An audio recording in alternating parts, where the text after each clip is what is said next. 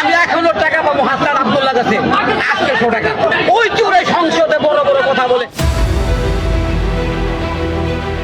হাসনাত আব্দুল্লাহর কাছে এখনো 800 টাকা পায়। সে 5 আগস্ট শেখ হাসিনার বাড়ি থেকে বস্তা নিয়ে গেছে, এখন সংসদে বড় বড় কথা বলে। চোর তো সংসদেই বসে আছে, পবিত্র জায়গাকে অপবিত্র করে ফেলেছে। এবার এভাবেই জাতীয় নাগরিক পার্টি এনসিপি নেতা ও 24-এর আন্দোলন থেকে উঠে আসা কুমিল্লার সংসদ সদস্য আবুল হাসনাত আব্দুল্লাহর বিরুদ্ধে বাকিতে চা খেয়ে 800 টাকা মেরে দেওয়ার অভিযোগ করেছেন এক ব্যক্তি। আমি এখনো টাকা পাবো হাসনাত আব্দুল্লাহ কাছে 800 টাকা, এখনো পাবো।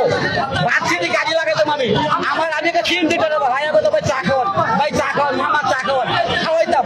সামাজিক যোগাযোগ মাধ্যমে ছড়িয়ে পড়া ভিডিওতে ওই ব্যক্তি দাবি করেছেন তিনি ভার্সিটিতে গাড়ি নিয়ে চায়ের দোকান বসাতেন, আর হাসনাত আব্দুল্লাহ এসেই বলতেন ভাই চা খাওয়ান, মামা চা খাওয়ান। তিনি চা খাওয়াতেনও।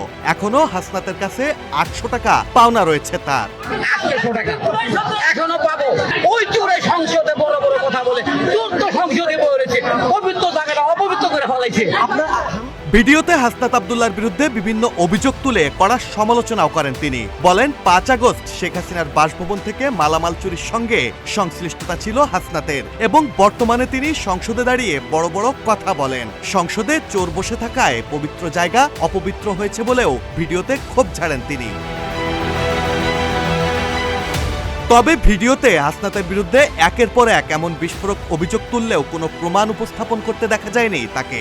অন্যদিকে ভাইরাল ভিডিও নিয়ে হাসনাত আব্দুল্লাহ বা তার পক্ষ থেকে এখনো কোনো প্রতিক্রিয়া পাওয়া যায়নি। তাছাড়া ব্যাপক হারে ভাইরাল হওয়া ভিডিও এবং তাতে হাসনাতের বিরুদ্ধে করা ওই ব্যক্তির অভিযোগও স্বাধীনভাবে যাচাই করা সম্ভব হয়নি। Mahmudul Hasan Shaon, green TV digital.